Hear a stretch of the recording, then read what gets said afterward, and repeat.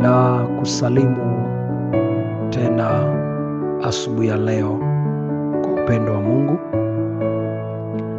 Naomba nikukaribishe kwa ajili ya ujumbe wa neno la Mungu, na ujumbe wetu unasema muamini Mungu katika madogo, ndipo makubwa yatakapotendeka.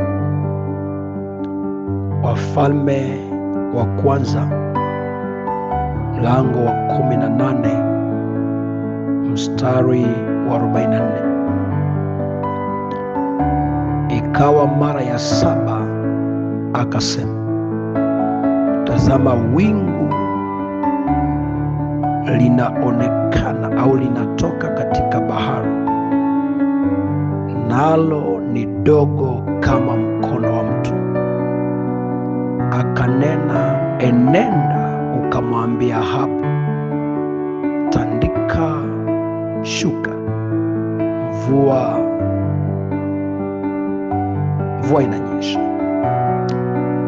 Anasema ikawa muda si muda, mbingu zikawa nyeusi, kwa maana wingu na upepo ilikuwepo. Kila ambacho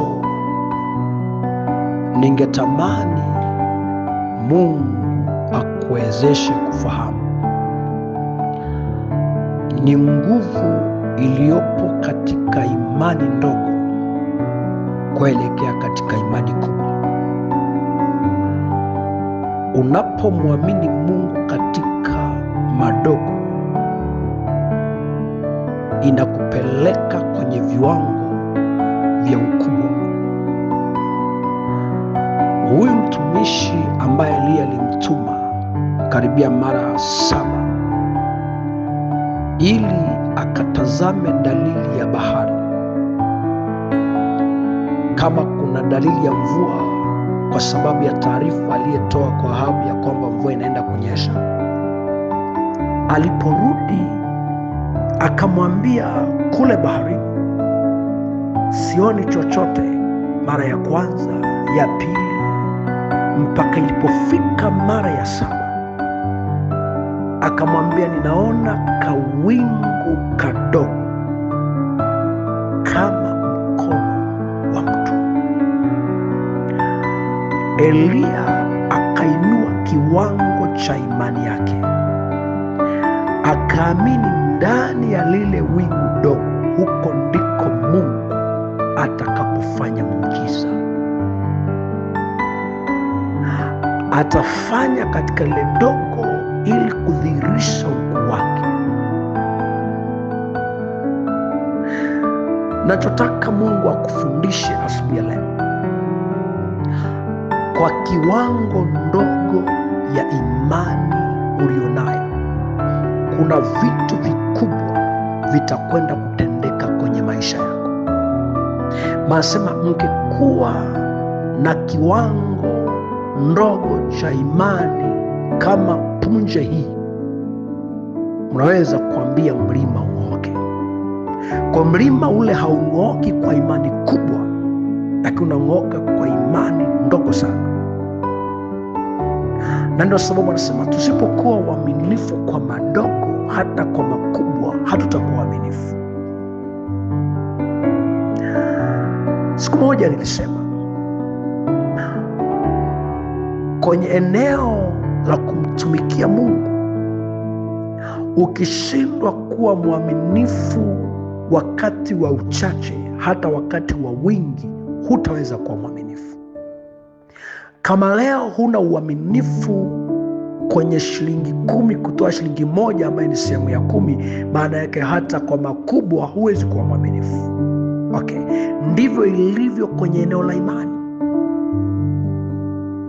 kwamba unaposhindwa kumwamini Mungu katika madogo, hata kwa makubwa hutaweza kuamini, kwa sababu madogo ndiyo yanayezalisha makubwa. Aliamini ndani ya hili wingu dogo, ndani ya hiki kidogo ndiko Mungu anakotaka kufanya kitu. Kwambie mpendwa asubuhi ya leo, Maandiko yanasema alichonacho mwenye haki, ingawa inaweza kuwa ni kidogo, lakini ni cha thamani. Kidogo kwake mwenye haki ni cha thamani, kwamba kiwango cha kile ulichonacho ndiyo thamani yako sasa, na hicho kidogo ndio kinakupeleka kwenye thamani kubwa. Usipoipatia thamani kidogo ulichonacho, hautaweza kuipatia kikubwa. Kwa hiyo kuamini matendo madogo ambayo Mungu ameyafanya kwenye maisha yako itakupelekea kufika kiwango cha kuamini makubwa. Kwa hiyo mwamini Mungu katika madogo, ndipo makubwa yaweze kutendeka. Sikilize nikwambie mpendwa, maandiko yanasema wazi kabisa kwamba kiwango kile tunachokiamini ndicho tutachotendewa. Katika Waebrania ule mlango wa 11 ukisoma nazungumza juu ya kuamini, kwamba imani ni bayana ya mambo yatarajiwayo, ni bayana ya mambo yasiyoonekana. Kwa tukiwa na kiwango cha kumwamini Mungu katika visivyoonekana, vinatupeleka kuamini katika vile vinavyoonekana. Lakini kwanza tumwamini Mungu katika vile visivyoonekana. Kwa unapoamini Mungu katika madogo, unasogelea katika ukubwa wa miujiza yako. Mungu akamuuliza Musa, una nini kwenye mikono yako?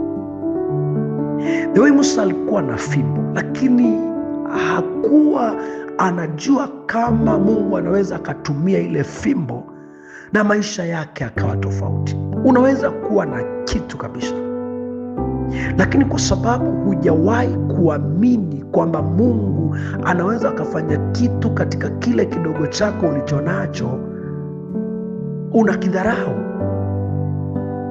Lakini Mungu akupe neema ya kuamini katika madogo ili makubwa yatendeke katika maisha yako.